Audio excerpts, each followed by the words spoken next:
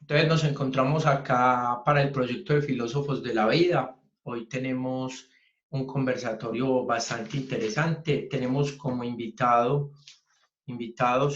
al profe Luis Miguel Bermúdez de Bogotá.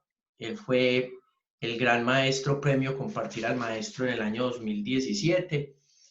Y pues yo quiero contar que al profe lo conocí por redes sociales. Algún día estaba viendo televisión y vi que lo entrevistaron y empecé a contactarlo y descubro un gran potencial como persona, como maestro y como colega. Y por eso quisimos invitarlo para este conversatorio. También nos acompaña el profe de la institución educativa Carlos Enrique Cortés Herrera, el profe Julio Patiño, también otro apasionado por este cuento de la filosofía. Él tiene una actividad muy interesante que se llama las tertulias filosóficas, que es muy valioso para este proceso.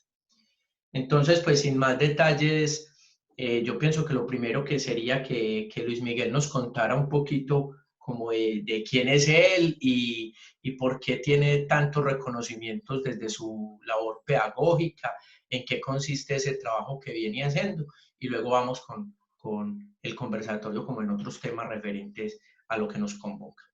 Luis Miguel. Bueno, primero que todo agradecerles la invitación. Pues mi nombre es Luis Miguel Bermúdez Gutiérrez, soy docente, licenciado en Ciencias Sociales de la Universidad Distrital Francisco José de Caldas, que es la Universidad Pública de Bogotá, magíster en Investigación Social Interdisciplinaria de la misma universidad y doctor en Educación de la Universidad Santo Tomás, aquí también de Bogotá. Me desempeño actualmente como docente de la Secretaría de Educación de Bogotá en el Colegio Gerardo Paredes, que queda en la localidad de Suba, para los que conocen Bogotá. Y ahí precisamente, en ese quehacer de maestro, por todas las problemáticas sociales que envolvían a nuestra institución, especialmente en lo que tenía que ver con embarazo temprano, violencias sexuales, de género. Era una problemática bastante fuerte en la institución. Igual es una problemática generalizada, pero pues que desafortunadamente muchas personas dejan pasar, naturalizan o la invisibilizan. Por ejemplo, en el tema de las violencias de género. Muchos dicen eso no existe violencia con las mujeres, eso es una invención. Y pues desafortunadamente cuando uno está en la escuela es distinto cómo abordan estos temas el mundo del adulto, pero en la escuela donde son niños, niñas y adolescentes no podemos hablar de un machismo a propósito, sino que es ahí precisamente donde se aprende todas estas cosas. Y en una investigación que se dio gracias al programa de cualificación docente del Ministerio de Educación Nacional y la Secretaría de Educación de Bogotá, en el que financiaron programas de posgrado para sus docentes. En este yo fui beneficiado y el compromiso era que nuestras investigaciones realmente impactaran y cambiaran alguna problemática de la institución educativa o del contexto educativo, y que no fueran esas tesis academicistas que solamente es teoría, que van a quedar en aquel de una universidad para generar un estado del arte, pero que realmente no impacta a la sociedad, no impacta a la gente, no impacta a la comunidad, y pues ahí se da cuenta uno por qué la sociedad está tan divorciada de la ciencia y de los intelectuales, porque parece un mundo ajeno que dice, bueno, ¿qué me beneficia que usted tenga un doctorado, un magíster? ¿Qué beneficio yo como sociedad tengo? Solo parece que se le beneficiara para su vida profesional. Y es ahí donde veo la oportunidad de incorporar toda mi investigación para tratar de resolver estas problemáticas del colegio. Y así como dicen, cuando le atiné al problema, mi hipótesis investigativa fue que si se trabajaba un currículo enfocado en las violencias de género, eso que todo el mundo no entiende, se iban a disminuir todas las problemáticas relacionadas a la sexualidad adolescente, enfermedades, embarazo, violencia sexual, violencia de género, todo esto. Y efectivamente se se demostró con un currículo que además fue medido con un método científico, los resultados fueron supremamente visibles, especialmente en lo que fue la reducción del embarazo, que al menos es lo que más se visibilizó en los medios, y ese precisamente, ese proyecto y sus resultados fueron los que efectivamente me visibilizaron como maestro en el país y posteriormente a nivel internacional. Gracias, Miguel, y felicitaciones, porque definitivamente pienso que aunque fuiste un beneficiario de la gestión educativa, pienso que las oportunidades son muchas, pero hay que saberlas aprovechar, y pienso que lo aprovechaste de una manera muy viable en acomodar tu labor docente para que sea cada vez mejor, y eso es lo más plausible en este momento. Felicitaciones por eso. Vamos entonces a Gracias. que nos cuentes un poquito cómo piensas vos que podemos involucrar esto de la violencia de género en nuestras escuelas, porque si lo miramos, vos lo lograste en tu institución educativa, pero en las otras instituciones que nosotros tenemos, donde nosotros somos docentes, o de las personas que vayan a ver este conversatorio, cómo hacer para que nosotros, los hombres, y también las mujeres no caigamos en ese ejercicio de violencia a raíz del género. Bueno, hay que admitir que en todo lo que son temáticas alrededor de la sexualidad son bastante difíciles para todos los maestros y maestras. Hay siempre una resistencia, a pesar de que existe por ley la obligatoriedad de estos proyectos en los colegios. Desafortunadamente, la historia de la educación sexual en Colombia en las últimas décadas generó un miedo en el sistema educativo, en los maestros y maestras para abordar estos temas, ya que cuando la Corte Constitucional ordena al Ministerio de Educación generar los proyectos obligatorios de educación sexual, la maestra pionera, Lucila Díaz de Venta Quemada, Boyacá, fue destituida por hablar de estos temas con sus estudiantes, porque ella estaba en una escuela rural de Boyacá, y pues en la escuelita habían vacas y los niños un día le preguntaron qué estaban haciendo las vacas, estaban apareando. La profesora pues resolvió sus dudas, habló de sexualidad, los niños fueron a sus casas con mucha curiosidad a contar, y de una vez corrupción de menores, padres de familia exacerbados, demandaron a la maestra, la destituyeron, casi le arruinan la carrera. Afortunadamente ya estaba la acción de tutela, ella tuteló, y pues la Corte Constitucional le dio la razón a Lucila Díaz, y fue cuando le ordenó al ministerio: no, mijo, usted tiene que generar un proyecto de educación sexual porque estamos todavía en el siglo XIX. Pero ese acontecimiento generó un miedo en los docentes, y además porque los maestros, al igual que el resto de la sociedad colombiana, sigue teniendo ese tabú de la sexualidad y sigue teniendo la mentalidad de que en cuestión de sexualidad en los adolescentes existe el subtexto. No lo decimos abiertamente, pero lo queremos en nuestros hijos, en nuestras hijas, especialmente en nuestras hijas, la abstinencia. Entonces, generalmente nosotros en sexualidad de los adolescentes siempre creemos que son nuestros hijos, y siempre creemos que protegerlos es negarles todos sus derechos. Entonces, el primer paso no es el primer obstáculo en las escuelas, somos nosotros mismos. De hecho, yo lo tuve que vivir, fuimos nosotros, y efectivamente fue como enfrentarse a gran parte de los docentes, de mis compañeros, afortunadamente no todos, que veían con recelo precisamente este proyecto, porque no se construyó a partir de la tradición hispano-católica que todos querían, basado en no lo haga, sino efectivamente se empezó a ser más abierto con el tema, enfocado en los adolescentes, y eso causó muchísima escozor, porque el proyecto se enfocó con un enfoque no preventivo, no un enfoque patológico, no un enfoque de abstinencia, no un enfoque biológico, no un enfoque religioso, sino un enfoque de los derechos humanos, sexuales y reproductivos. Y oh sorpresa, nadie en ese momento conocía los derechos sexuales y reproductivos.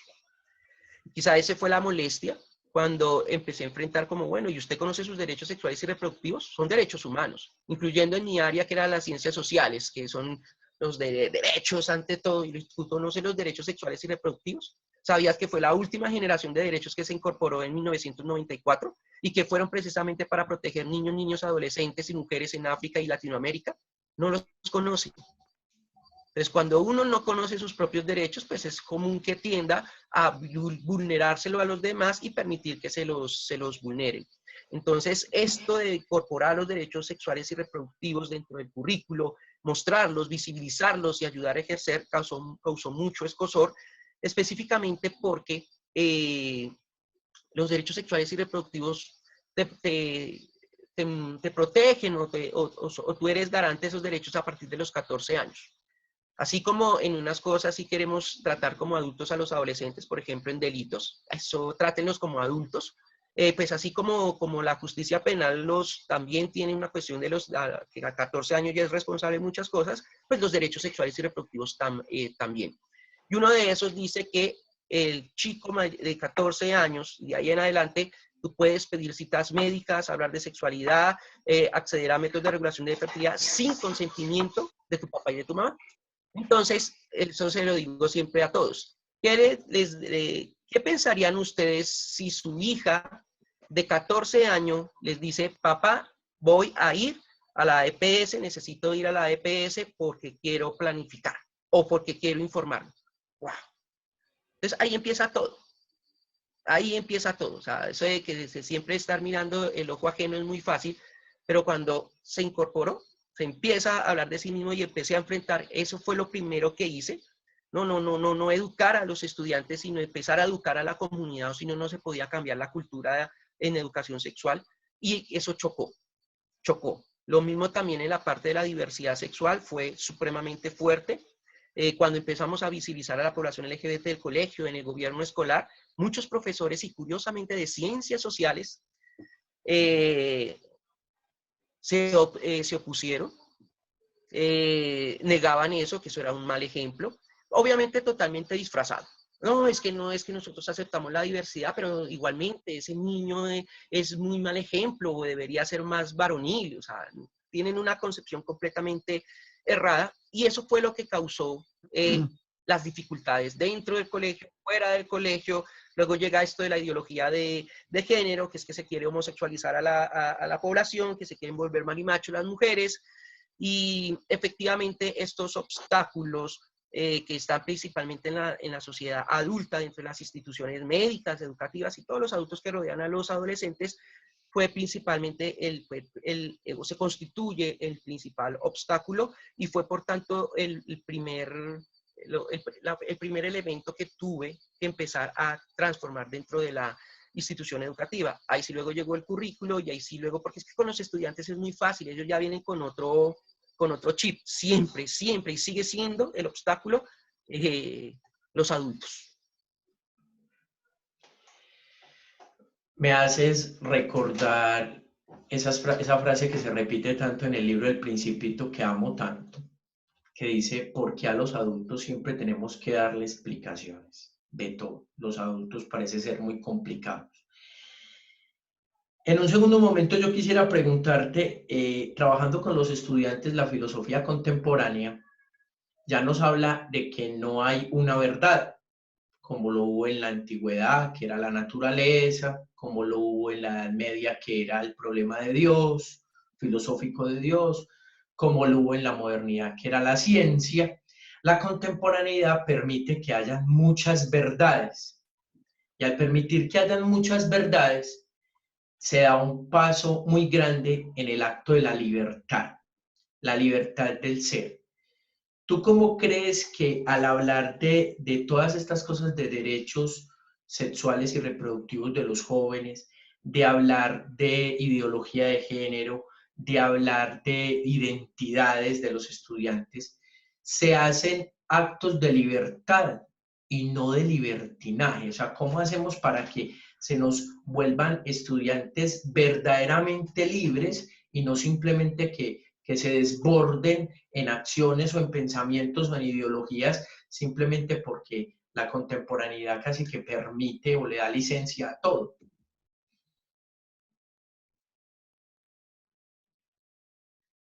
Mira, yo considero, y más en la experiencia, no solo personal, sino en mi quehacer docente, siempre que se educa en la libertad, también hay que educar en el libertinaje.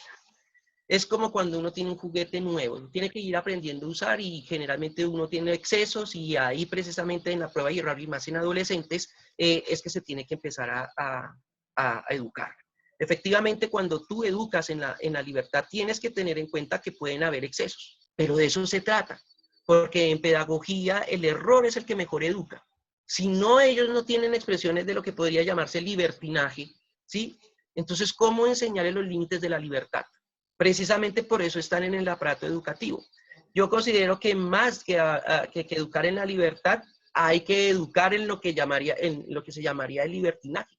Eso es quizá que hemos estigmatizado muchísimo esa parte de la libertad, pero en mi experiencia es precisamente busco eso. ¿Qué son los excesos que supuestamente decimos los adultos que tienen los estudiantes y los adolescentes a partir de esto? Permitirles que ellos hablen de esos excesos que ellos pueden llegar a tener, si es que son excesos, y a partir de ahí hay que empezar a orientar. Y es que siempre cuando hablamos de derechos y de libertades, nos cuesta, es para los jóvenes. Para mí no. Yo siempre le digo a los adultos, ¿por qué no miras los excesos de libertad que tú tienes como padre? Cada vez que tú golpeas a tu hijo, ¿te crees que eres libre como padre en educar a tus hijos como quieras? A los golpes. ¿Qué te hace pensar que eso no es libertinaje?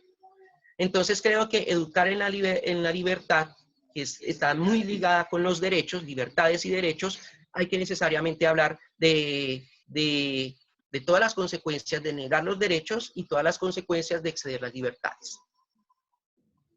Me parece muy interesante la apreciación que tiene Luis Miguel respecto de pronto a esa línea delgada que hay entre la pregunta que plantea Mario de libertad y libertinaje. No nos podemos olvidar de que realmente estamos traspasados pues por una formación netamente religiosa, donde pues hace que, digámoslo así, nosotros los adultos siempre estemos limitando como esa parte de ese derecho de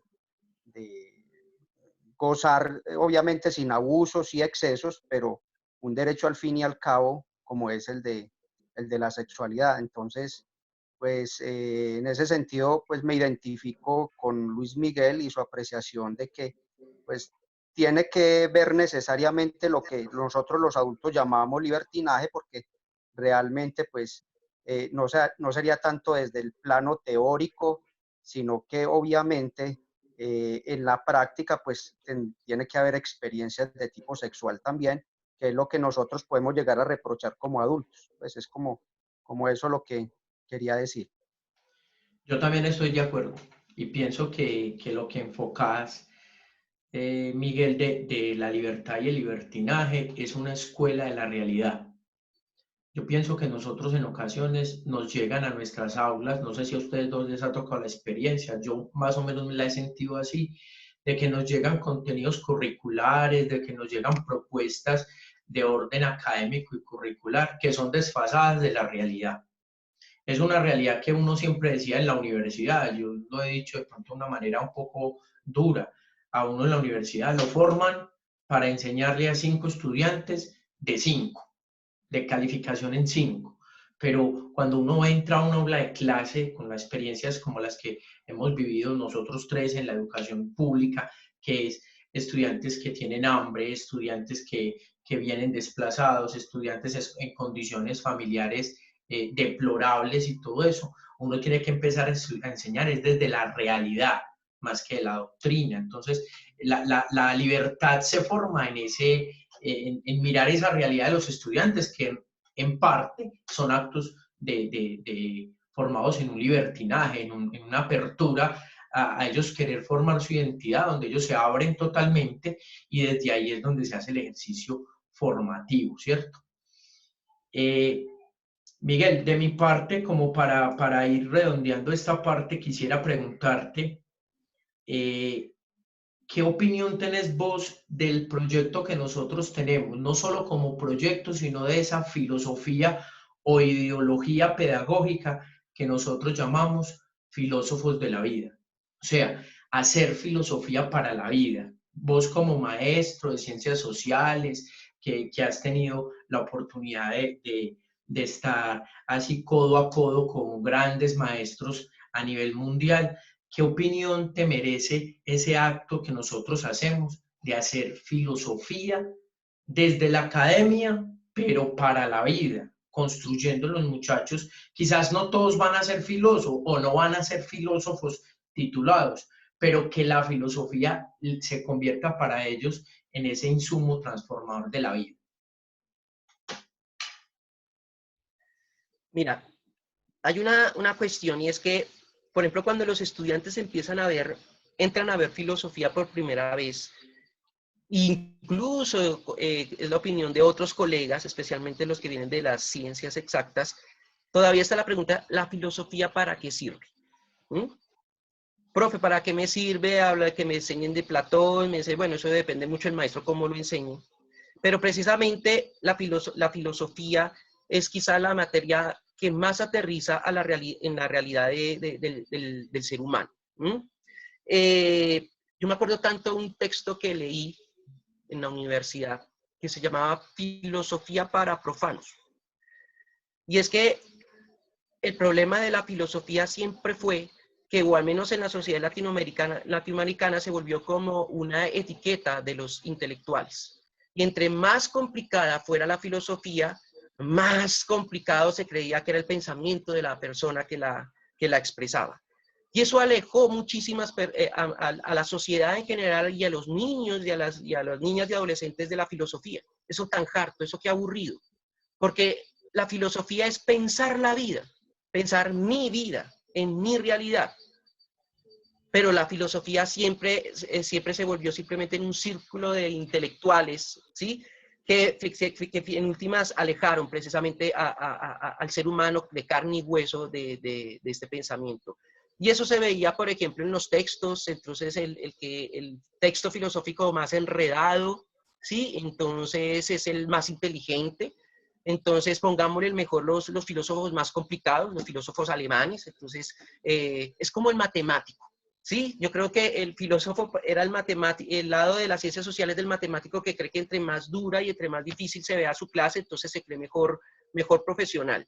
Y esto le pasaba a la filosofía hasta que en las últimas décadas empezó a haber este movimiento de que la filosofía debe estar en el lenguaje de la cotidianidad, que la filosofía es enseñarle al ser humano a pensar su realidad, a ser, como lo dice su etimología, a ser amigos del saber, que sea crítico frente a lo que lo rodea. Es llevar todas esas teorías de los filósofos que virtualmente surgió precisamente de preguntas de su realidad, llevarlos precisamente a la realidad del estudiante.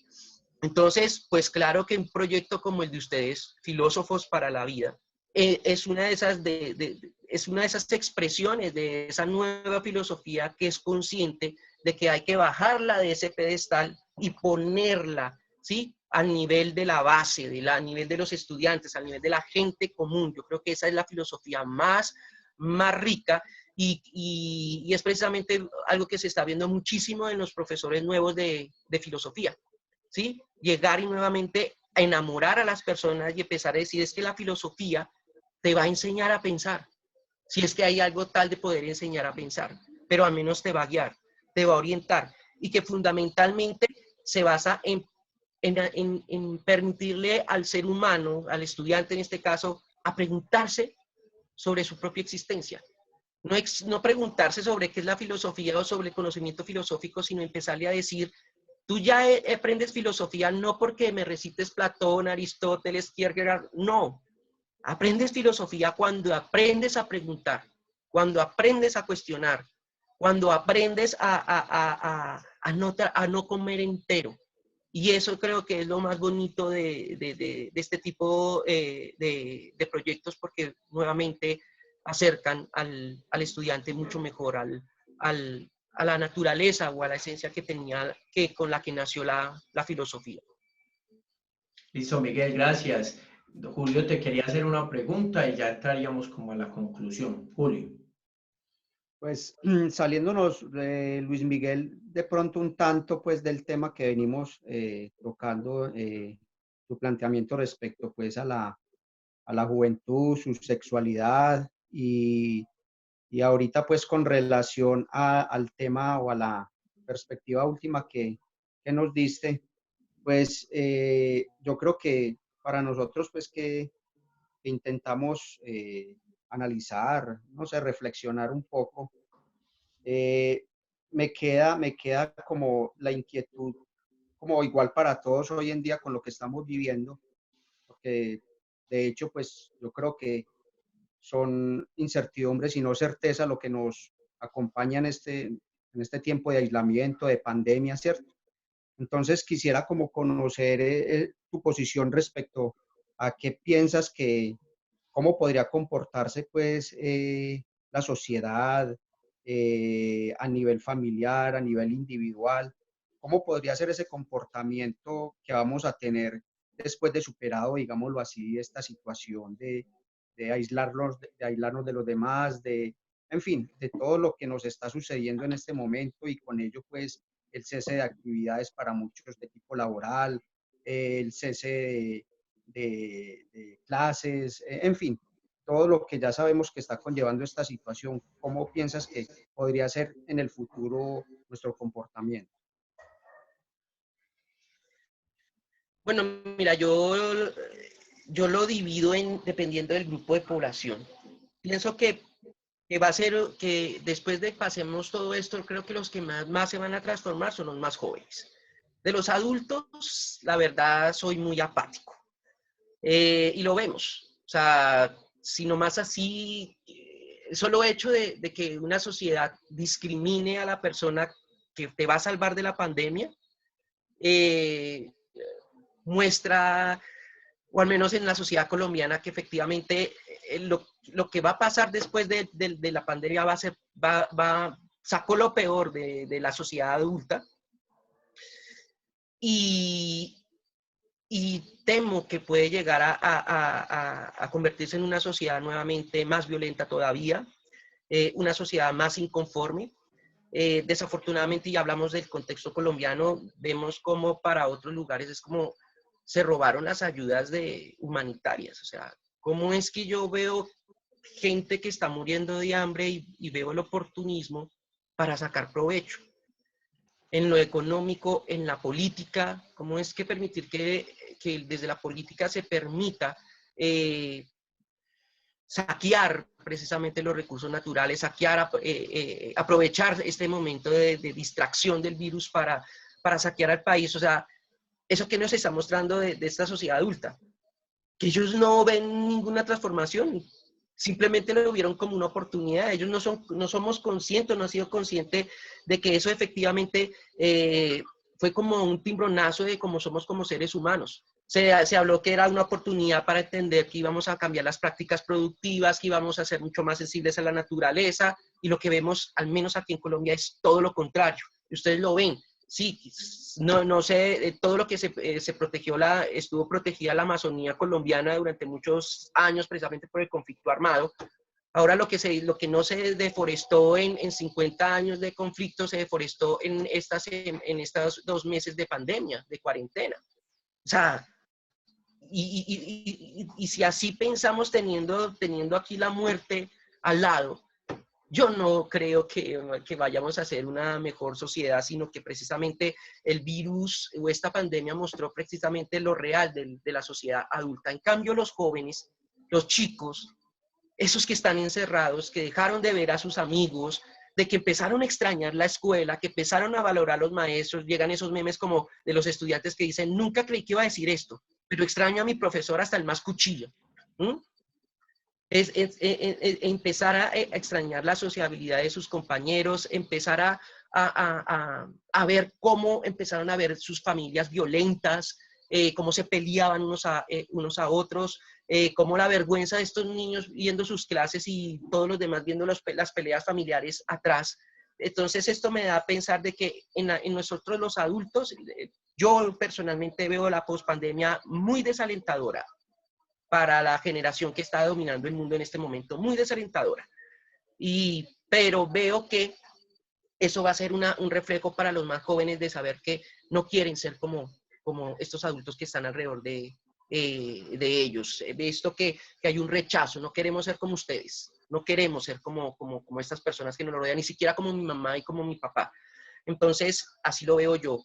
Post pandemia, en la sociedad adulta, no, yo creo que va a ser, soy pesimista, pero en los más pequeños, en esos que están viendo desde otra perspectiva todo esto, ahí yo creo que va a haber esperanza, pero desafortunadamente quizá ninguno de nosotros podamos ver a esa generación todos los cambios que pudo generar cuando se encargue del mundo.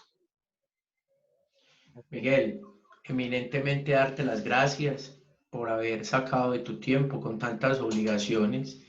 Nosotros los maestros estamos trabajando demasiado, nos hemos duplicado como en el trabajo, y yo conozco toda la infinidad de trabajos que tienes y de compromisos, y habernos sacado este ratico para el proyecto es muy valioso porque el ejercicio de formar estas generaciones no es fácil, no estábamos preparados para la pandemia, y si quizás de forma presencial teníamos dificultades, ahora se están evidenciando nuevas dificultades.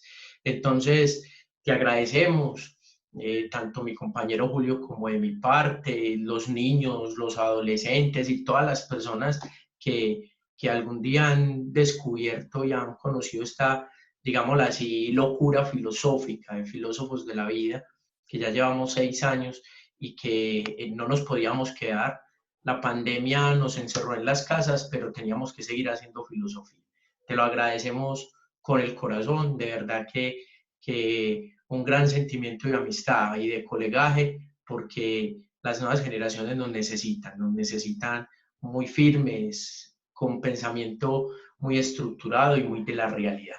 No sé si quieras despedirte del encuentro, Miguel, y bueno, nuevamente mil gracias. Bueno, Mario, Julio, a todos los de Filósofos de la Vida, los de las tertulias filosóficas, un gran abrazo.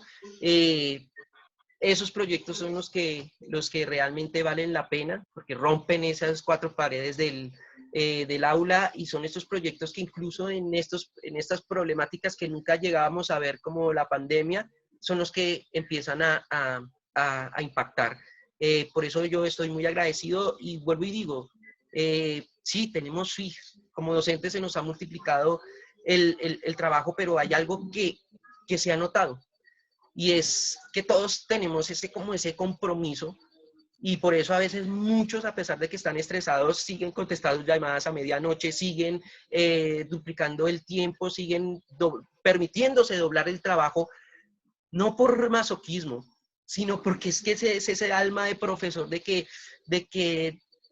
tengo que seguir educando a las nuevas generaciones, y que esta pandemia me va a obligar a tenerme que esforzar, pero ese sentido mío, cualquier otro profesor o cualquier otra persona podría decir, ay no, sí, no, yo no me voy a complicar la vida, mejor dicho, o como todo mundo cree, pasen a todos esos estudiantes y no se compliquen la vida. No, la ocasión verdadera del docente es no dejar solos a sus chicos en ningún momento, y si eso implica doblarse de trabajo, se hace. Entonces, ustedes lo hacen, nosotros lo hacemos, entonces, por eso es tan bonito ser docentes, la cara bonita, pero también la cara difícil. Entonces, yo también celebro muchísimo esas iniciativas, muchísimo, muchísimo, además porque van a quedar ahí grabadas, van a estar ahí permanentes, o sea, y esto quizá va a ser unos archivos históricos a futuras generaciones, ver cómo estos, en la primera década, en las primeras décadas del siglo XXI, se va a ver en los libros de historia todas estas fotos, todos estos profesores tratando de adecuarse a las nuevas tecnologías. Entonces ahí vamos a saber, quizá no lo vamos a ver, pero esas otras generaciones, esas a futuro, van a hablar históricamente de que quizá lo más bonito que salió de la pandemia, o quizá no, la pandemia nos pudo frenar lo más horrible, fue gracias a nosotros los educadores. Entonces, muchísimas gracias por este espacio. Gracias. Muchas gracias. Quiero unirme al comentario ya final del compañero Mario, y y es un halago, Luis Miguel, pues tenerte como un formador, un educador, siendo una persona tan joven, aportándole tanto a nuestros chicos, a todas las dificultades que tenemos como sociedad y más, pues también ellos en su mundo de jóvenes, y qué rico contar en la educación con una persona tan joven y tan de tanta apertura y conocimiento como el tuyo. Muchísimas gracias, Luis Miguel. Y cuenten conmigo para otras cosas. Aquí nos tenemos que unir todos. Yo sí Claro me que saco el sí. tiempo cuando un maestro de allá me ve y me dice, por favor, venga acá. Claro, claro que se hace porque tenemos que estar unidos. Así que cuando quieran y yo pueda aportar, no duden en escribirme y yo sacaré el tiempo porque ese es el sentido de nosotros los educadores.